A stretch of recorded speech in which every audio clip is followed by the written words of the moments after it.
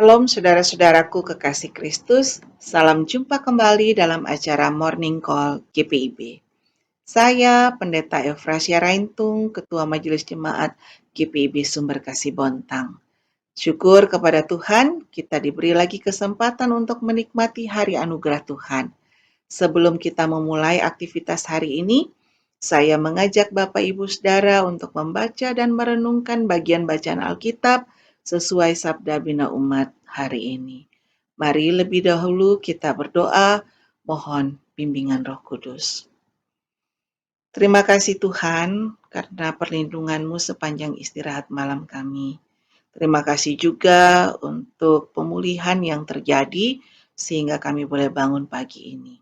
Sebelum kami memulai aktivitas kami di hari ini, kami hendak membaca dan merenungkan firman-Mu, supaya kami memiliki pedoman untuk melakukan kerja layan kami sesuai dengan kehendak Tuhan. Mohon bimbing kami dengan Roh Kudus-Mu, dan berfirmanlah kepada kami ya Tuhan, kami sedia untuk mendengarkannya.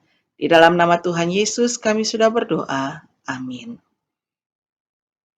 Bapak Ibu Saudara, bacaan Alkitab kita hari ini adalah dari Hakim-Hakim 14 ayat 1-4, demikian. Simson pergi ke Timnah, dan di situ ia melihat seorang gadis Filistin. Ia pulang dan memberitahukan kepada ayahnya dan ibunya, "Di Timnah aku melihat seorang gadis Filistin. Tolong ambillah dia menjadi istriku." Tetapi ayahnya dan ibunya berkata kepadanya, "Tidak adakah di antara anak-anak perempuan sanak saudaramu atau di antara seluruh bangsa kita seorang perempuan, sehingga engkau pergi mengambil istri dari orang Filistin, orang-orang yang tidak bersunat itu?" Tetapi jawab Simson kepada ayahnya, "Ambillah dia bagiku, sebab dia kusukai." Tetapi ayahnya dan ibunya tidak tahu bahwa hal itu daripada Tuhan asalnya. Sebab memang Simson harus mencari gara-gara terhadap orang Filistin, karena pada masa itu orang Filistin menguasai orang Israel. Demikianlah pembacaan Alkitab. Saudaraku yang dikasihi Kristus, tokoh Simson memang paling terkenal di antara 13 hakim yang memerintah bangsa Israel sesudah Yosua mati. Paling tidak, tokoh ini mendasari bangunan karakter superhero di film-film, yakni memiliki kekuatan super untuk mengalahkan musuh dan untuk membela diri dan orang yang ditolong. Namun juga punya titik kelemahan yang bisa menghilangkan kekuatan supernya. Simson memang memiliki kekuatan fisik yang luar biasa. Ia seorang yang dikhususkan bagi Allah sejak dikandung untuk membela dan melindungi umat Israel. Dan untuk tugasnya ini, Simson diberi anugerah kekuatan super.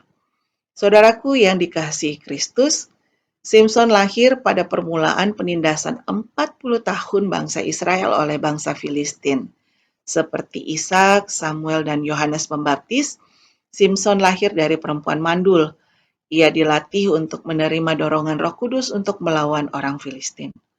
Dalam perikop bacaan kita misalnya, Simson melihat seorang perempuan Filistin di Timnah yang ia yakini harus ia kawini untuk memancing perselisihan dengan orang Filistin. Manoah dan istrinya tidak mengerti persoalan ini adalah dari Allah. Ini terlihat dari perkataan mereka yang menegur Simson karena berniat mengambil perempuan dari kaum tak bersunat. Dan mungkin saja ada nada kekhawatiran di dalamnya, mengingat bangsa Filistin sedang menindas bangsa Israel saat itu. Sehingga sangatlah tidak bijaksana jika mengawini seorang perempuan Filistin. Dan itu kemungkinan besar bisa menimbulkan perselisihan dengan orang Filistin. Sukar bagi Manoah dan istrinya untuk melihat bahwa mencari gara-gara yang sedang dilakukan Simson ini adalah cara Tuhan untuk melindungi dan menyelamatkan umatnya. Roh Kuduslah yang meneguhkan hati Simson sehingga mendesak orang tuanya untuk melakukan pertunangan dan perkawinannya dengan perempuan di Timnah itu. Saudaraku yang dikasihi Kristus, memang jika diperhatikan, Simson lebih sering muncul sebagai pribadi yang sembrono dan tidak taat dengan sumpah kenajisannya. Seorang nazir itu dilarang untuk menjamah mayat atau bangkai. Dilarang juga untuk minum anggur, dilarang untuk berhubungan seksual, apalagi dengan seorang perempuan sundal. Nah, Simpson melakukan semuanya itu. Ia melanggar sumpah kenazirannya. Ia kurang bijaksana, dan nafsunya yang kuat membuatnya keras kepala, yang pada akhirnya membuat ia membocorkan titik kelemahannya, lalu kehilangan kekuatan yang dianugerahkan Allah kepadanya. Namun, Simpson lebih banyak percaya kepada Tuhan ketimbang tidak percaya. Kepercayaannya kepada kuasa dan kehendak Tuhan inilah yang membuat kepemimpinan karismatiknya yang gagal berakhir dengan kematiannya yang agung. Saudaraku yang dikasihi Kristus, kuasa dan kehendak Tuhan juga dinyatakan bagi kita dalam aktivitas kita di hari ini. Ia ingin kita menjadi nazirnya secara rohani, dengan hidup kudus, tidak berkata dan berbuat serong, jujur, dan tulus dalam kasih kepada Tuhan dan sesama. Tuhan juga ingin kita percaya kepada kuasa-Nya yang sanggup mengerjakan kebaikan, menyelesaikan perkara sulit, menopang kita dalam kelemahan, bahkan memulihkan kita dari berbagai keresahan. Ia sanggup menyelamatkan kita, dan Ia mau melakukannya. Tunggu apa lagi? Mari mulai hidup di hari ini bersama dengan Tuhan. Kasih karunia Tuhan menyertai dan memberkati kita. Amin. Mari kita berdoa. Tuhan, kami sungguh bersyukur bahwa kami memiliki Engkau sebagai Tuhan dan Allah kami. Terima kasih bahwa kami boleh hidup di dalam kuasa kasih Tuhan.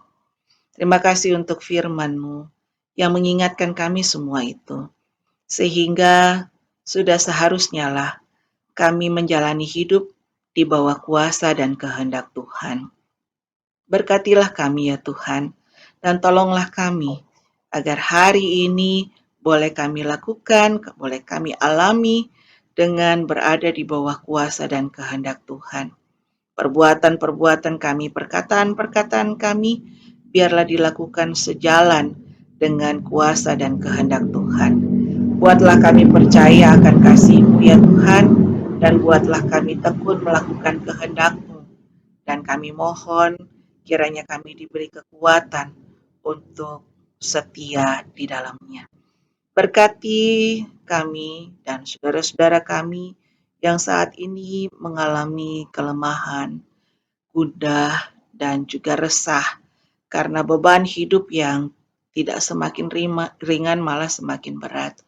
Kami berdoa untuk saudara-saudara kami yang mengalami keterbatasan karena kehilangan pekerjaan, karena persoalan ekonomi, persoalan-persoalan keluarga, persoalan-persoalan hidup yang membebani mereka ya Tuhan. Bahkan kami berdoa untuk saudara-saudara kami yang masih tinggal dalam kepahitan sehingga enggan untuk memulai hari. Kami mohon kepada mereka dilimpahkan kasih dan rahmat Tuhan. Buka hati dan pikiran mereka untuk kembali percaya akan kuasa-Mu ya Tuhan. Di tengah-tengah pergumulan yang mereka alami dan beban hidup yang harus mereka tanggung, perlihatkanlah kasih-Mu ya Tuhan.